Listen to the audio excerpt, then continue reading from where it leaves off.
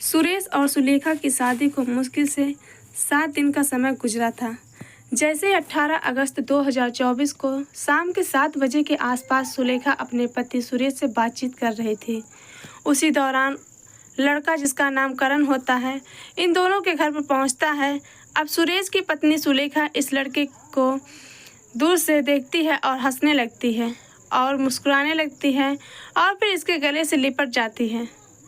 अब सुलेखा का पति जो सुरेश होता है, इन दोनों को ऐसी अवस्था में देखकर पहले तो हैरानी होती है और फिर अपने मन में सोचने लगता है कि मुझे इन दोनों पर शक नहीं करना चाहिए।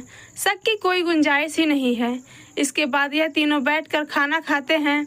जैसे रात होती है तो रात के ठीक 9 बजे के आसपास सुलेखा का पति सुरेश अपनी पत्नी सुलेखा से कहता है कि मुझे खेतों में पानी देने जाना है और आज घर पर तुम हो और साथ में यह करण भी है और इसमें कोई डरने वाली बात नहीं है। मैं जल्दी ही खेत से लौटकर आ जाऊंगा। यह 2 बातें कहने के बाद सुरेश वहां से अपने खेतों के लिए निकल जाता है और घर पर रह जाते हैं करण और सुलेखा दोनों। और जैसे 10 बजे का समय होता है तो सुलेखा करण के कमरे में जाती है और उसको नींद से जगा देती है। जैसे करण की आंखें खुलती हैं तो वह देखता है कि उसके सामने सुलेखा खड़ी होती है और इसके बाद यह जो करण नाम का लड़का होता है अपने कमरे का दरवाज़ा बंद कर लेता है और कमरे का दरवाज़ा बंद करने के बाद सुलेखा का एक एक करके कपड़े को उतारना शुरू कर देता है। और जैसे ही कपड़े उतारने जाते हैं तो इसके गोरे बदन और वक्स को देखकर यह काफ़ी ज़्यादा उत्तेजित हो जाता है और इसके 1 मिनट के बाद जो सुलेखा की चीखने चिल्लाने की आवाज़ें हैं इस कमरे से आना शुरू हो जाती हैं। यह करण नाम का लड़का सुलेखा का रिश्ते में क्या लगता है? अगर आप इस पूरी कहानी को ध्यान से सुनोगे तो आपके पैरों के नीचे से ज़मीन खिसकने वाली है। नमस्कार दोस्तों, आज की हमारी सच्ची घटना की शुरुआत होती है मध्य प्रदेश के गांव देवगढ़ से। इसी देवगढ़ गांव में रहता है किशन सिंह और किशन सिंह की एक बेटी होती है जिसका नाम सुलेखा होता है। सुलेखा देखने में काफ़ी खूबसूरत और आकर्षक होती है। इसका गोरा बदन होता है, इसके बड़े बड़े वक्षस्थल और बड़े बड़े नितंब होते हैं और यह लड़की 12वीं कक्षा की पूरी कर चुकी है, यानी पास कर चुकी है और इस समय पर यह कंप्यूटर कोर्स कर रही होती है।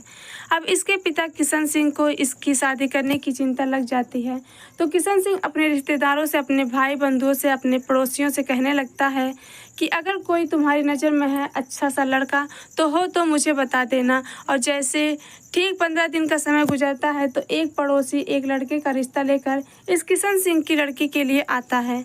यह पड़ोसी किशन सिंह को कहता है कि लड़का काफ़ी पढ़ा लिखा है और काफ़ी समझदार भी है, लेकिन अपनी खेतीबाड़ी का काम करता है। उस लड़के की फ़ोटो दिखाई जाती है। किशन सिंह अपनी बेटी को यह फ़ोटो दिखाता है और पूछने लगता है कि क्या तुम्हें यह लड़का पसंद है। इसके बाद सुलेखा इस लड़के को पसंद कर लेती है और ठीक 15 दिन का समय गुजरने के बाद इस लड़के को, जिसका नाम सुरेश होता है, इसको किशन सिंह के घर पर बुलाया जाता है। सुरेश जैसे ही किशन सिंह के घर पर पहुंचता है किशन सिंह अपनी बेटी सुलेखा और इस लड़के सुरेश को एकांत कमरे में बिठा देता है ताकि दोनों बैठकर अच्छे तरीके से एक दूसरे का जान सके, एक दूसरे को पहचान सकें। और कुछ समय तक यह सुलेखा और लड़का सुरेश बैठकर आपस में बातचीत करते हैं और दोनों एक दूसरे को पसंद भी कर लेते हैं। इसके बाद किशन सुरेश को कहने लगता है कि ठीक 20 दिन के बाद उन दोनों की शादी कर दी जाएगी और इस तरह से 11 अगस्त 2024 के दिन सुरेश और सुलेखा की शादी का दिन भी आ जाता है। ये दोनों की यानी कि सुरेश और सुलेखा शादी के बंधन में बंध जाते हैं और 7 फेरों की रस्में पूरी की जाती हैं। उसमें 7 जीने मरने की कस्में भी खाई जाती हैं और इस तरीके से सुरेश अपनी नई नवेली दुल्हन सुलेखा को लेकर अपने घर पर आ जाता है। जैसे शाम होती है तो शाम के समय सुरेश घबराने लगता है, उदास होने लगता है। ये सोचने लगता है कि शायद हमारी जो है सुहागरात है वो कैसी होने वाली है, लेकिन उसकी सुहागरात को इसका दोस्त समाधान कर देता है और इसके लिए वह 4 टैबलेट शक्तिवर्धक गोलियां लाकर इसको दे देता है। लेकिन कुछ समय गुजरने के बाद सुरेश की माँ सुरेश के पास आती है और कहने लगती है कि यह सफ़ेद चादर है और यह रात के समय बहू के बिस्तर पर बिछा देना। इस तरह से सुरेश उस सफ़ेद चादर को लेकर अपनी माँ की बातों को सुनकर उस सफ़ेद चादर को लेकर कमरे में जाता है और कमरे में जाने के बाद अपनी नई नवेली दुल्हन सुलेखा को उठाता है और कहने लगता है कि इस बेड के ऊपर यह सफ़ेद चादर डाल दो। और इस तरह से सफ़ेद चादर डाल दी जाती है और इस तरह से सफ़ेद चादर बिछाने के बाद यह लड़का सुरेश फिर से इस कमरे से बाहर निकल जाता है और सीधे ही अपनी माँ के पास चला जाता है और पूछने लगता है कि सफ़ेद चादर को बिछाने का क्या कारण है। तभी सुरेश की माँ सुरेश से कहने लगती है कि इसका बहुत बड़ा कारण है, इससे हमें पता चल जाएगा कि तुम्हारी पत्नी है वो कुंवारी है भी या नहीं। अगर रात के समय कुछ ऐसे दाग धब्बे दिखाई देते हैं तो हमें पता चल जाएगा कि ये लड़की कुंवारी है। और इस तरह से अपनी माँ की बातों को सुनकर यह भी एक फ्रिज के पास जाता है और उसमें से कुछ पानी के साथ 2 टैबलेट शक्तिवर्धक गोलियां खाने के बाद फिर से अपने कमरे में जाने के बाद अपनी नई नवेली दुल्हन से बातचीत करता है और बातचीत करने के बाद फिर धीरे धीरे करके उसके कपड़े उतारना शुरू कर देता है। और इस तरह से जैसे ही कपड़े उतारे जाते हैं तो सुलेखा को नग्न कर दिया जाता है। सुलेखा के गोरे बदन को देखकर उसके बड़े बड़े वक्ष स्थल को देखकर यह काफ़ी ज़्यादा उत्तेजित हो जाता है और इसके बाद अपने कपड़े उतारने के बाद इसके साथ अपने शारीरिक संबंध बनाना शुरू कर देता है। शारीरिक संबंध कुछ इस तरीके से बनाए जाते हैं कि सुलेखा की जो आवाज़ें हैं वह कमरे से बाहर जाना शुरू हो जाती हैं।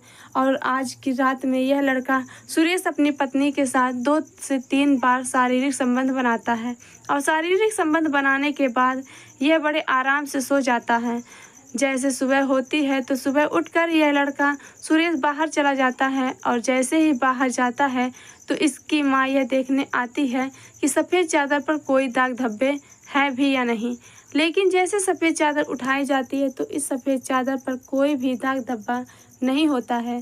सुरेश की माँ चिल्लाना शुरू कर देती है, बोलना शुरू कर देती है। सुरेश को कहने लगती है कि तुम्हारी पत्नी पहले से ही किसी गैर मर्द के साथ अपने शारीरिक संबंध बना चुकी है। और इस तरह से चिल्लाती हुई यह बातें करने लगती है। लेकिन सुरेश इन बातों पर विश्वास नहीं रखता है, इन बातों में दिलचस्पी नहीं रखता है। वह अपनी माँ को ही गलत ठहराने लगता है और इस समय अपनी पत्नी सुलेखा का साथ देना शुरू कर देता है। और इस तरीके से सुरेश और सुरेश की माँ के बीच झगड़ा होना शुरू हो जाता है। झगड़ा इतना बढ़ जाता है कि सुरेश की माँ कहने लगती है कि मैं तो घर छोड़कर जा रही हूँ और वास्तव में वह घर छोड़कर अपनी बहन के घर पर चली जाती है। और इस तरीके से लगभग 7 दिन का समय गुजर जाता है। जैसे 7 दिन का समय गुजरता है तो 18 अगस्त को शाम 7 बजे के आसपास एक लड़का जिसका नाम करण होता है इन दोनों के घर पर आता है। जैसे ही करण इन दोनों के घर पर आता है तो उस वक्त यह सुरेश और सुरेश की पत्नी सुलेखा आपस में बातचीत कर रहे होते हैं। सुलेखा की नज़र जैसे करण पर पड़ती है तो यह खुश हो जाती है और दौड़कर इस लड़के के गले लग जाती है और इससे चिपक जाती है। सुरेश जैसे ही सुलेखा और करण को आपस में गले मिलते हुए देखता है तो इसके मन में शक का घर कर जाता है। इसके मन में शक पैदा होने लगता है, लेकिन कुछ समय के बाद अपने मन को समझाता है कि मेरा शक करना गलत है। और इस तरीके से सुलेखा इन दोनों के लिए खाना तैयार करती है। रात के 8 बजे के आसपास का समय हो जाता है। सुलेखा का पति सुरेश कहने लगता है कि मुझे खेतों में पानी देने जाना है और ठीक 9 बजे के आसपास मैं यहाँ से निकल जाऊँगा। और इस तरह से करण और सुरेश दोनों बैठकर खाना खाते हैं और साथ में सुलेखा भी खाना खाती है। ठीक 9 बजे के आसपास सुरेश यह 2 बातें कहने के बाद अपने खेतों में निकल जाता है। और जैसे वो खेतों में जाता है तो लगभग रात के 10 बजे के आसपास यह सुलेखा नाम की महिला इस करण के कमरे में जाती है और कमरे में जाने के बाद इसको नींद से जगाती है। जैसे करण की आंखें खुलती हैं तो देखता है कि उसके सामने सुलेखा खड़ी होती है। करण इसके बाद इस कमरे का दरवाज़ा बंद करता है और दरवाज़ा बंद करने के बाद सुलेखा के साथ अश्लील हरकतें करना शुरू कर देता है। जैसे अश्लील हरकतें होती हैं तो सुलेखा भी इन अश्लील हरकतों में शामिल हो जाती है। इसके बाद करण सुलेखा के एक एक कपड़े को उतारता है और इसको नग्न कर देता है। नग्न करने के बाद यह लड़का करण इसके साथ अपने शारीरिक संबंध बनाने लगता है और शारीरिक संबंध कुछ ऐसे तरीके से बनाए जाते हैं कि इस लड़की यानी सुलेखा की जो आवाज़ें हैं कमरे से बाहर जाना शुरू हो जाती हैं। आज की रात में 2 से 3 बार अपने शारीरिक संबंध बनाए जाते हैं और शारीरिक संबंध बनाने के बाद थक हार कर सो जाते हैं। जैसे ही सुबह होती है तो सुबह के समय इसका पति सुरेश अपने घर पर लौटता है और सीधे ही उस कमरे में जाता है जिस कमरे में करण लेटा हुआ था और वहां पर एक टीवी के ऊपर से अपना मोबाइल फ़ोन उठाता है और उसमें चेक करने लगता है तो देखता है कि उसमें करण और सुलेखा की दोनों की अश्लील वीडियो बनकर तैयार हो चुकी थी। दरअसल सुरेश जैसे ही रात के समय खेतों में गया था तो खेतों में जाने से पहले वह करण के कमरे में अपना मोबाइल का कैमरा ऑन करके पहले ही रख कर जा चुका था और इस तरह से इन दोनों की जो अश्लील वीडियो थी इस फ़ोन में बनकर तैयार हो चुकी थी। अब यह सुरेश जैसे ही इन दोनों की अश्लील वीडियो को देखता है तो इसके होश उड़ जाते हैं और यह सोचने पर मजबूर हो जाता है कि करण सुलेखा के साथ ऐसा कैसे कर सकता है। दरअसल दोस्तों यह जो होता है यह सुलेखा का चचेरा भाई होता है और इन दोनों की आपत्तिजनक वीडियो को देखकर यह सुरेश गुस्से में पागल हो जाता है और करण के साथ लड़ाई झगड़ा करना शुरू कर देता है। जैसे ही दोनों में झगड़ा ज़्यादा बढ़ जाता है तो यह करण नाम का लड़का एक बड़ा सा पत्थर उठाता है और सुरेश के सर पर मार देता है जिसके कारण सुरेश की ही मौके पर ही मौत हो जाती है। और इस झगड़े की आवाज़ों को और चिल्लाने की आवाज़ों को सुनकर पड़ोसी भी वहां पर पहुंच चुके होते हैं। पड़ोसी जैसे ही देखते हैं कि करण ने सुरेश की हत्या कर दी है तो पास के ही पुलिस स्टेशन में फ़ोन कॉल करके पुलिस को बुला लेते हैं। 20 मिनट के अंदर ही पुलिस मौके पर पहुंच जाती है और सुरेश का जो शव होता है वहां से बरामद कर लिया जाता है और इस करण को गिरफ्तार करके पुलिस स्टेशन में लाया जाता है। इसके बाद पुलिस में से जैसे इस पर काफ़ी ज़्यादा सताई बरती जाती है तो यह लड़का अपनी सारी कहानी पुलिस को बता देता है और इसके बाद पुलिस इसके खिलाफ़ एक चार्जशीट तैयार करती है और इस पर एक मुकदमा दायर कर दिया जाता है। अब यह बात भविष्य के गर्भ में छिपी है कि जज साहब इस करण नाम के लड़के को क्या सज़ा सुनाने वाले हैं। इस पूरे घटनाक्रम में सबसे बड़ी गलती सुलेखा और करण की होती है जो कि दोनों ही रिश्ते में भाई बहन होते हैं फिर भी अपने नाजायज़ संबंध बनाते थे।